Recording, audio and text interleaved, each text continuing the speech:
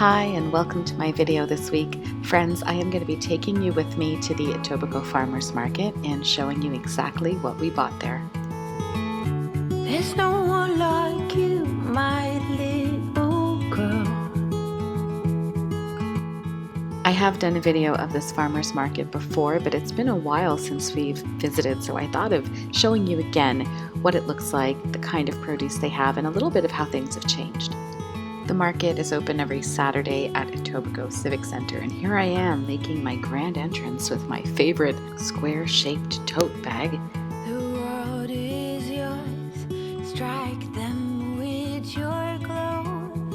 Although this is an open-air market and masks are not strictly required outside, most farmers markets in Toronto do in fact require you to wear a mask. And something else that was different was that we were not allowed to touch any of the produce. It was on display and you could point to what you wanted, if there was a particular squash that you wanted, for example, and then that would be bagged up and handed to you.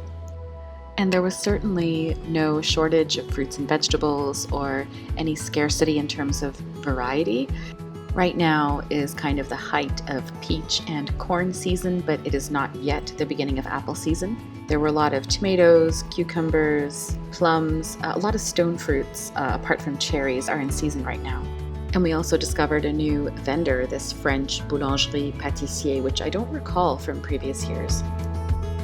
One step at a time, we all play our part. Go on now, be good, be fine. Our philosophy when it comes to the farmers market is to buy fruits and vegetables that we can consume very quickly and that we don't have to process very much. I did roast these golden beets, but everything else that you see here we ate raw. I don't bake pies. I couldn't bake a pie to save my life, and I'm not a fan of peach cobbler or peach crisp. I much prefer apple crumble. So everything here, apart from the golden beets, is meant to be consumed raw.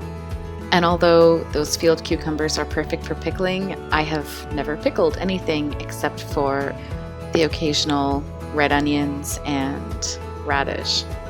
But maybe that's something I should get into. Our intentions toward these tomatoes were simply to slice them open, drizzle a little bit of olive oil and kosher salt, and enjoy their natural flavor as much as possible. When we got home, I thoroughly washed the cucumbers, tomatoes, and plums because I wanted to have those available and at hand for snacking.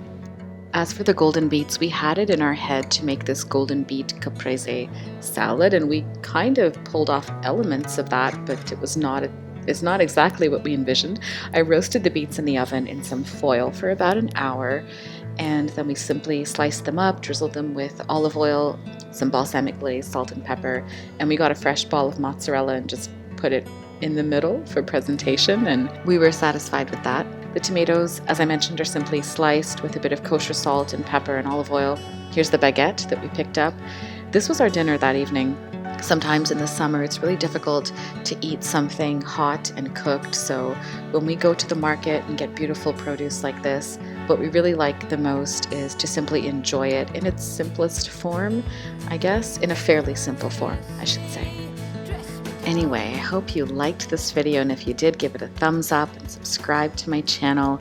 I'm going to be putting my pandemic series on hold for a little bit. I'll still be sharing videos, but just not under the umbrella of the pandemic theme.